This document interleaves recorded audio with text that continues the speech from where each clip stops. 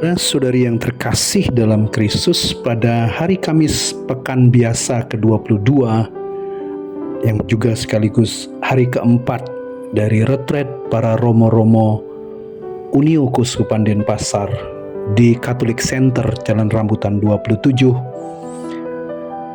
kami ingin menyampaikan renungan yang berasal dari bacaan misa pada hari ini dari Surat Rasul Paulus kepada umat di Kolose bab 1 ayat 9 sampai 14 dan juga dari Injil Lukas bab 5 ayat 1 sampai 11.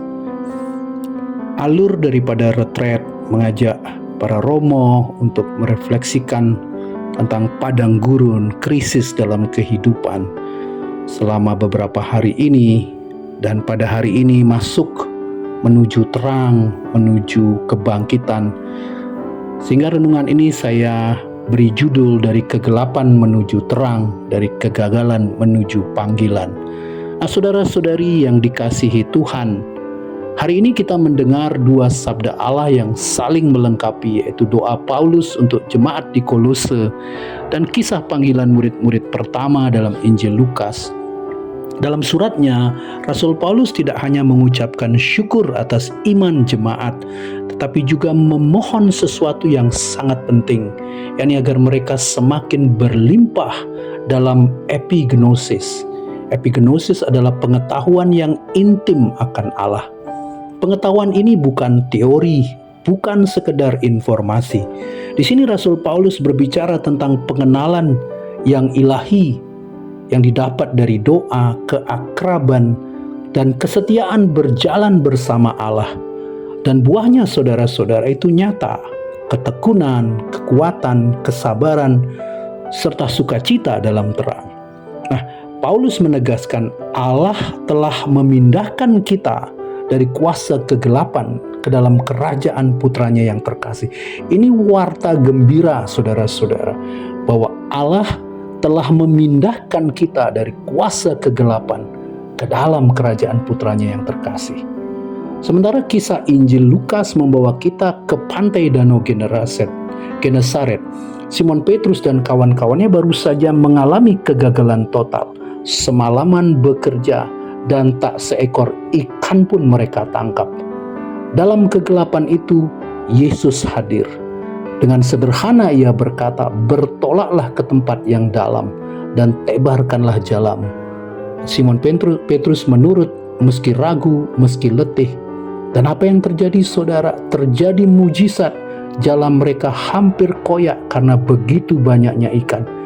Disinilah saudara-saudara titik perjumpaan. Simon berlutut dan berkata, "Tuhan, pergilah daripadaku sebab aku ini seorang berdosa."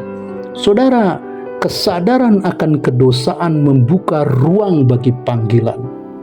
Yesus tidak menolak Simon, justru mengangkatnya. "Jangan takut, mulai sekarang engkau akan menjala manusia."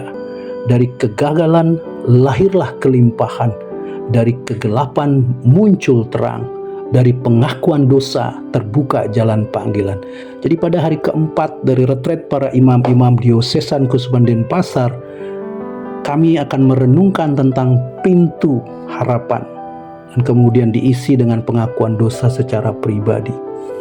Saudara-saudari, bukankah hidup kita sering seperti jala kosong? Kita berusaha keras dengan kemampuan sendiri dalam pekerjaan, relasi, bahkan dalam iman kita.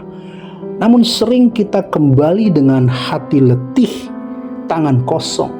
Sabda hari ini mengingatkan pengetahuan akan Allah tidak lahir dari kekuatan kita, melainkan saudara dari ketaatan kepada sabdanya. Seperti Simon, para imam, kita semua dipanggil untuk percaya bahkan di tengah kegagalan.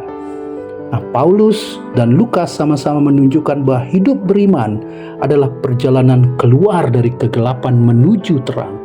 Terang itu bukan sekedar pencerahan intelektual, melainkan perjumpaan pribadi dengan Kristus yang menuntun kita kepada misi. Kita dipanggil saudara-saudara bukan hanya untuk tahu tentang Allah, tetapi untuk hidup dari Allah dan bersama Dia membawa terang itu bagi dunia. Maka saudara-saudara hari ini Bersama dengan para imam, kita bertanya dalam hati, apakah aku sungguh mencari epignosis, pengetahuan intim akan Allah melalui doa dan keheningan? Apakah aku berani mengakui kelemahan dan dosa seperti Simon agar Tuhan dapat mengubahnya menjadi panggilan? Apakah aku bersedia meninggalkan jala lamaku, yakni rasa aman, kebiasaan, cara hidup lama, untuk bisa mengikuti Yesus ke dalam misi baru? Saudara, semoga sabda ini menguatkan kita dari kegelapan menuju terang, dari kegagalan menuju panggilan, dari diri sendiri menuju Kristus yang adalah terang sejati. Semoga Tuhan memberkati kita, dan jangan lupa berdoa untuk para imam Anda di Kusupan Denpasar yang tengah menjalani retret memasuki hari yang keempat. Tuhan memberkati.